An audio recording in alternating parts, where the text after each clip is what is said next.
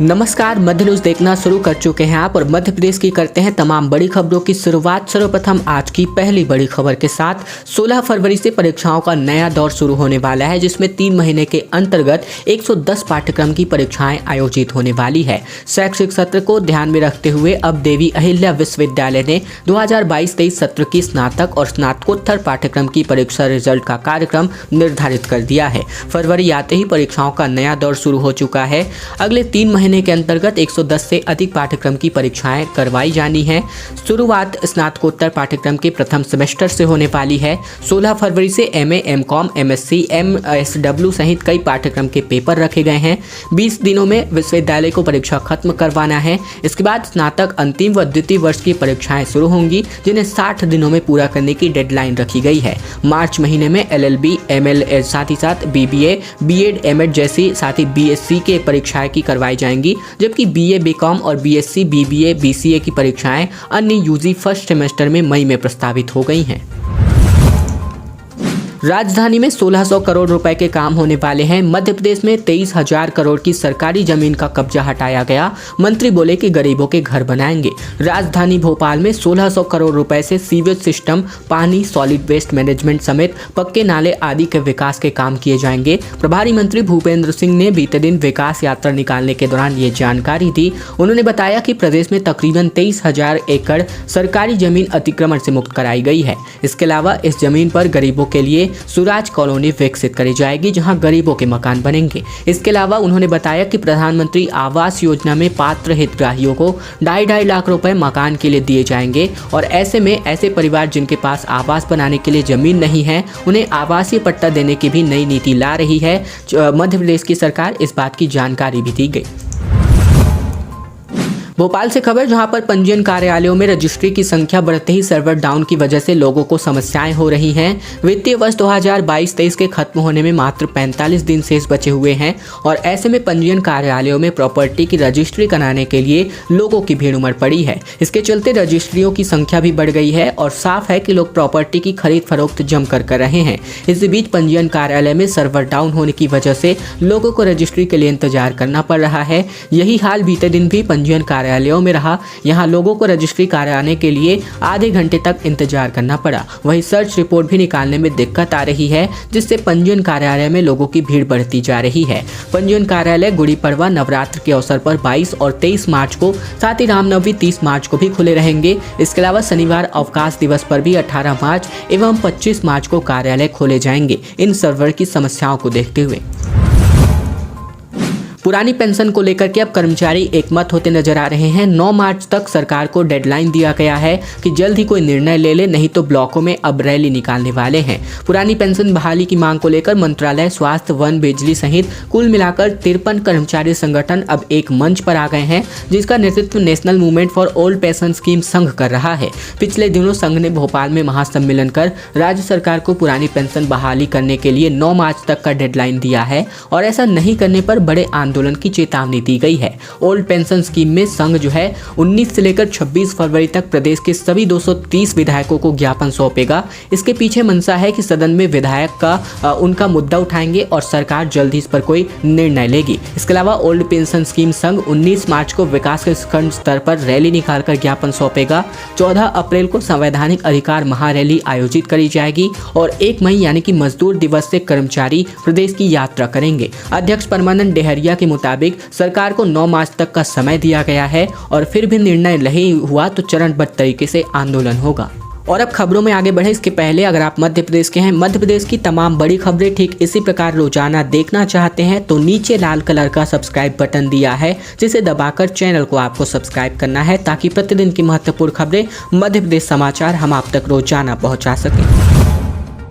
छात्रवृत्ति परीक्षा में दमोह पूरे प्रदेश में रहा अव्वल। भोपाल और इंदौर पिछड़ चुके हैं। राष्ट्रीय मेरिट कम मीन्स छात्रवृत्ति परीक्षा में सफलता के आधार पर राज्य शिक्षा केंद्र ने प्रदेश के जिलों की रैंकिंग निर्धारित कर दी है। इस रैंकिंग में दमोह जिला सबसे ऊपर है। इसके बाद दूसरे स्थान पर मुरैना और तीसरे स्थान पर छतरपुर का नाम है। वहीं निवाड़ी जिला सबसे निचले पायदान पर है। बता दें कि सत्र 2022-23 की 6 नवंबर को आयोजित इस परीक्षा में मध्य प्रदेश से सबसे अधिक 2,52,000 विद्यार्थी शामिल हुए थे। दरअसल इस परीक्षा में सरकारी स्कूलों के 8वीं में अध्ययनरत विद्यार्थी शामिल होते हैं। इसमें विद्यार्थियों को उनकी आगे की पढ़ाई के लिए 9वीं से लेकर 12वीं तक प्रतिवर्ष 12,000 रुपए की छात्रवृत्ति प्राप्त होती है। इसमें प्रदेश के तकरीबन 6,446 परीक्षार्थियों ने छात्रवृत्ति प्रदान करी जाएगी। मध्य प्रदेश में भर्ती परीक्षाओं पर कांग्रेस का एक बड़ा दांव निकलकर सामने आ रहा है। पटवारी ने कहा कि हम बेरोजगारों से 1 रुपया भी नहीं लेंगे। राजस्थान में भी फैसला ले चुके हैं। दरअसल अब मध्य प्रदेश में भर्ती परीक्षाओं के शुल्क को लेकर कांग्रेस ने बड़ा दांव पेच खेला है। पूर्व मंत्री और कांग्रेस विधायक जीतू पटवारी ने कहा है कि प्रदेश में कांग्रेस की सरकार बनने पर बेरोजगारों से 1 रुपया भी नहीं लिया जाएगा। राजस्थान सरकार बजट में फैसला ले चुकी है, यही फैसला मध्य प्रदेश में भी होंगे और ऐसे में प्रदेश के 30 लाख से ज्यादा रजिस्टर्ड बेरोजगारों को का फायदा मिलेगा।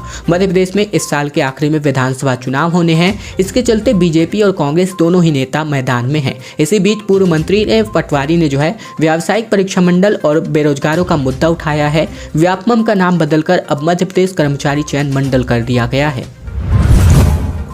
मुरैना के इस्लामपुर में फायरिंग और पथराव का घटना सामने आ रहा है, जिसमें 20 से 25 लोगों ने आकर फायरिंग की। महिलाओं ने छत से यहां पर पत्थर चलाए हैं। खबर मुरैना के इस्लामपुरा मोहल्ले से, जहां पर 2 पक्षों के बीच फायरिंग और पथराव हुआ। एक पक्ष की ओर से लगभग आधे घंटे तक सड़क से फायरिंग और पथराव किया गया। इस पर मोहल्ले की महिलाओं ने भी छतों से पथराव किया। दोनों तरफ से होने वाले पथराव का नतीजा ये हुआ कि इस्लामपुरा की सड़कों पर पत्थर ही पत्थर बिखर चुके हैं। कोतवाली थाना पुलिस को जैसे इस घटना का पता चला तो वे स्टेशन रोड सहित अन्य थानों का पुलिस बल लेकर वहां सीएसपी अतुल सेन नेतृत्व के जा पहुंचा, लेकिन तब तक पुलिस वहां उपद्रव करने वाले जो लोग हैं पुलिस के डर की वजह से भाग चुके थे। राष्ट्रीय लोक अदालत में आपसी समझौते से 1,12,000 मामलों का निपटारा हुआ, जिसमें 3 अरब 44 करोड़ के अवार्ड भी अब पारित हो चुके हैं। मध्य प्रदेश में बीते दिन आयोजित नेशनल लोक अदालत में आपसी समझौते से 1,12,350 मामलों का निपटारा किया गया। हाई कोर्ट की तीनों पीठ में सुनवाई के लिए 18 और अन्य कोर्ट में 1336 खंडपीठ का गठन किया गया था। नेशनल लोक अदालत में प्री लिटिगेशन के लिए 4,54,234 और 1,91,891 लंबित मामले आपसी समझौते के लिए पेश किए गए थे।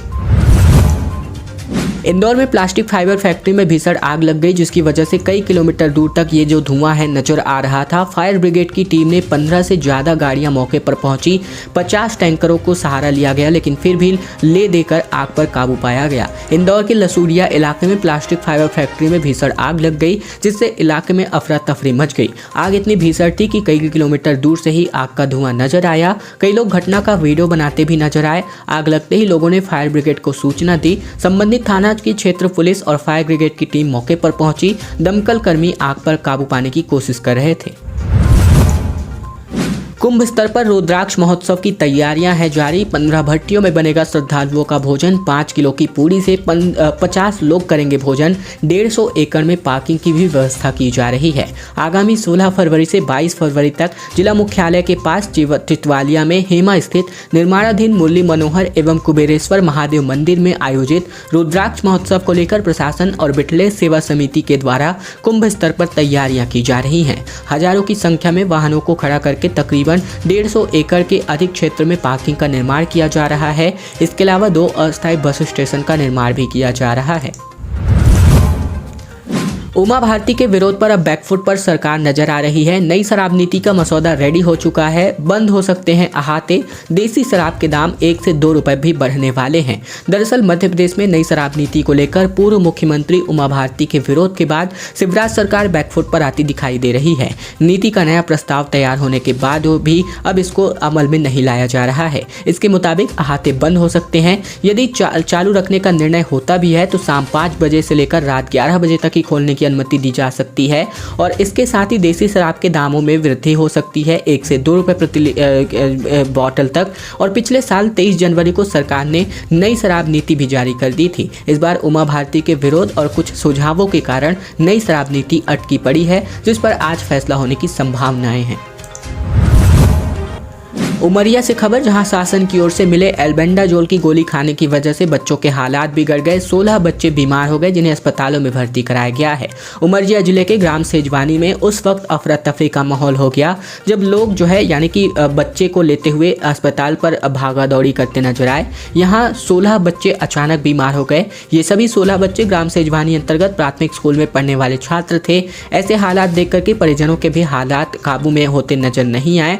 दरअसल दर्जन भर से अधिक विद्यालयीन छात्र उल्टी, दस्त और सिर दर्द से परेशान हो गए। एल्बेंडाजोल की दवाई इन्हें दी गई थी हाथी पांव की बीमारी से बचने के लिए, और जिसके बाद ही ये माहौल हो गया। सीएम शिवराज को उन्हीं के गढ़ में कमलनाथ की चुनौती, कहा मंच पर आकर 190 महीनों का हिसाब दे। विकास यात्रा को बताया निकास यात्रा। दरअसल मध्य प्रदेश कांग्रेस का अध्यक्ष जो है कमलनाथ ने बीते दिन सीएम शिवराज सिंह चौहान के गढ़ सीहोर में उन्हें ही चुनौती दे डाली। कमलनाथ ने कहा कि मैंने अपनी 15 महीने की सरकार का हिसाब देता हूं, आप भी अपने 190 महीने की हिसाब कर दें। कमलनाथ ने बीजेपी को विकास यात्रा की जगह हिसाब यात्रा निकालने की सलाह दी। साथ ही बीजेपी की विकास यात्रा को निकास यात्रा भी बताया। इसके पहले सीहोर पहुंचे कमलनाथ ने यहां के चिंतामन गणेश मंदिर में पूजा अर्चना की।